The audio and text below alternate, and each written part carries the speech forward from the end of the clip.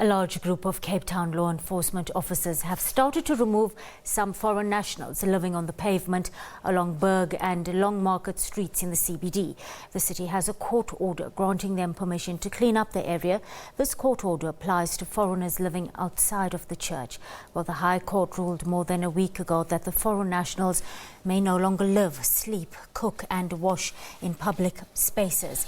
It's unclear at this stage where the foreign nationals are being moved to. Last week, city officials informed and documented approximately 300 foreigners living outside the Central Methodist Church in the mother city. Now, some of them say they have nowhere to go and are calling on the UN High Commissioner of Refugees to intervene.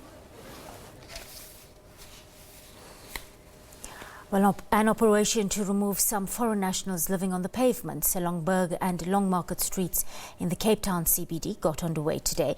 It's being carried out by a large group of city law enforcement officers. They were seen loading and the personal belongings of people living outside the Central Methodist Church onto trucks. Some of them say they have nowhere to go and are calling on the UNHCR to intervene. Well, the city has permission to remove the foreign nationals in terms of a court order. For more, let's chat now to Cape Town's MMC for Safety and Security. That's Mr. JP Smith.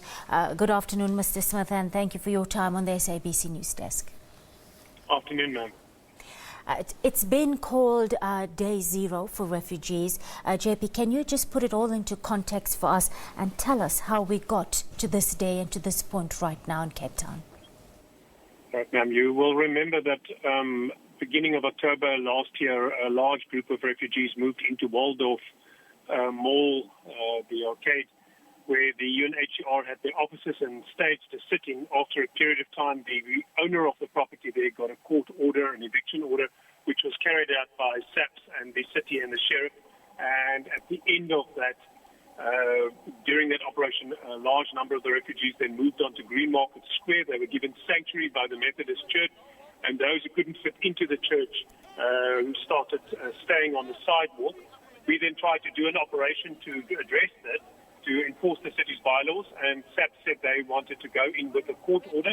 So we went and applied for a court interdict, and at that stage the court then prevented us from applying our bylaws from October till now, until about 2 weeks ago.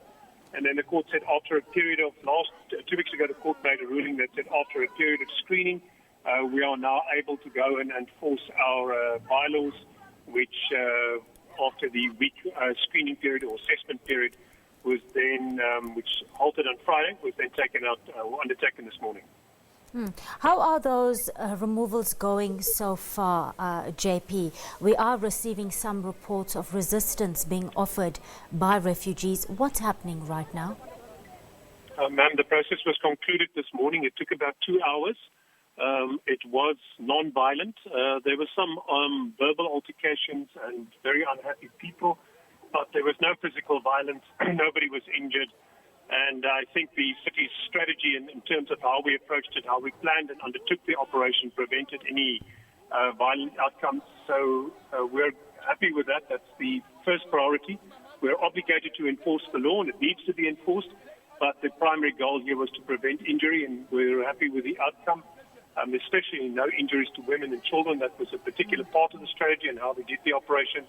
And now we will monitor the CBD throughout the day, because the court order also says they're not allowed to resettle anywhere else and simply transfer the problem to a new area. And so the South African police, the city's law enforcement and Metro Police are monitoring JP, other areas in which people are moving. JP, the refugees that you forcibly removed this morning, where are you taking them? How are they being sheltered during this interim period? And the court did not require government to provide any alternative accommodation. That was the entire substance of the court dispute. It's not legally possible and it's not practically possible to provide accommodation. And no other sphere of government was willing to do so either. So where are these refugees right now? They were removed, and where were they taken? And they weren't removed. They were asked to clear the existing sites. So the structures they had erected unlawfully and contrary to the court order were removed. They've had 10 days since the court ruling to relocate themselves or return to the properties where they lived in October before they went to the Waldorf Arcade.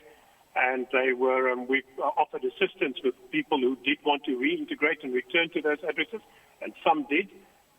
The remainder will need to find themselves accommodation, as the court very specifically didn't require national, provincial or local government to supply accommodation, in that it is simply not possible. All right, Home Affairs needed to verify and document the foreigners living outside the church.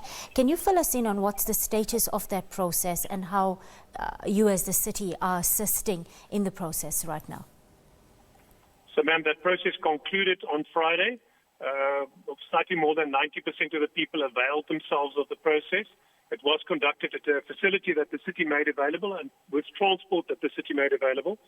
The Department of Home Affairs did screen or assess all the people, and they will now, they must do with that information or undertake such further actions as is required of them by the Constitution. But in terms of the city's role in that process, we concluded that on Friday. All right, this was JP Smith speaking to us on the line from Cape Town. Thank you for your time.